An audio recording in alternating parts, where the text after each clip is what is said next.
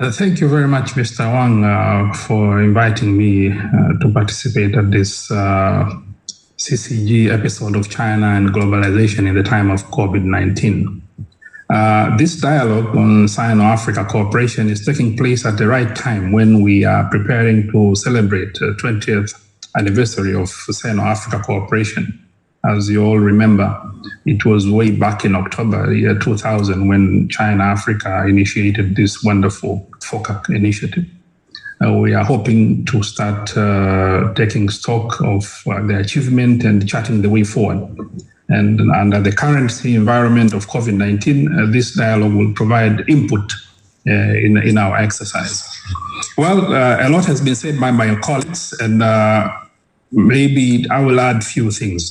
As we all know, we are meeting at a time when the shock of COVID-19 pandemic has sent the world economy into severe recession, disrupted industry and supply chains, and caused contraction in international trade and investment and volatility in commodity markets, of which Africa has not been spared.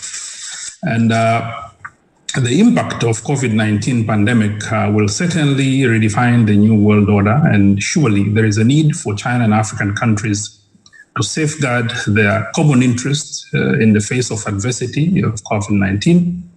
And now more than ever, there is a need to boost Sino-African economic and trade cooperation in order to overcome the challenges, economic challenges of the COVID-19. Now, the low-hanging fruit in terms of addressing the challenges is on trade cooperation. We need to strengthen trade cooperation between China and Africa. And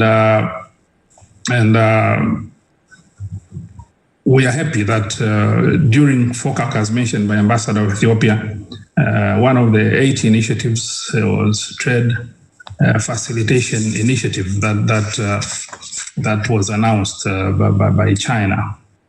And our wish is to see that China, through this initiative, takes deliberate action to open market to African products. At the moment, to be honest, China-Africa trade cooperation is insignificant. Take example of agriculture. Many of our countries, we say agriculture is the backbone of our economies, and we depend, majority of our exports depend on agriculture. The statistics shows that Africa's share to China's imports of agro products is only 2.5%. If you put it in numbers, out of $110 billion that China spent to import agro products from the rest of the world, Africa's share was only 2.7 billion. That is very, very insignificant. And even that one, 2.7 billion, 63% of it was done by only 6 countries. So we are talking of a continent of 54 countries, and the share of trade to China is only enjoyed by 6 countries. And out of those 6 countries, one country enjoys 23% of the share. That is Zimbabwe, because they sell a lot of tobacco to the Chinese market. So really, a deliberate effort has to be made to increase this trade, and I would like to conclude by recommending 5 steps that ought to be considered. 1, under the FOCAC, agricultural investment and technical assistance should be strengthened. And here, the focus should be to address the challenges of low productivity. Because even if China decides to open market, actually, as Ambassador of Ethiopia said, the supply side constraints, the productivity is very low. Even if you give us the opportunity, we cannot satisfy the demand. So we need to address the supply side constraints.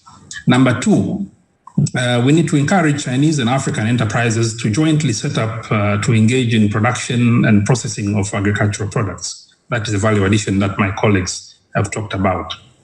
And thirdly is to make available information on agricultural product market. China is big. You know, when you speak of China, a lot of provinces have different needs, different requirements.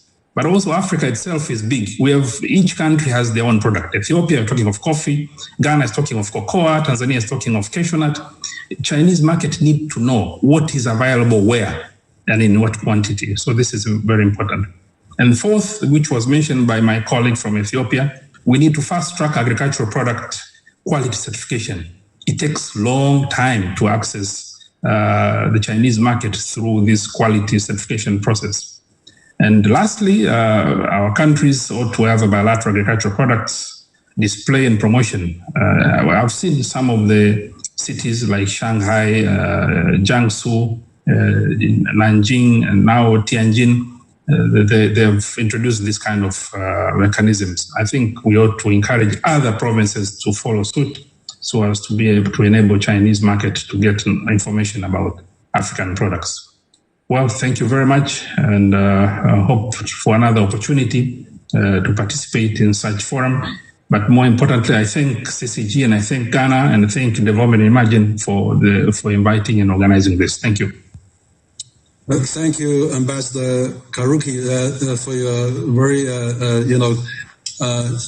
the unique remark as well. I think you have mentioned about this trade potential. That's exactly, I think that China and Africa can continue. And I know that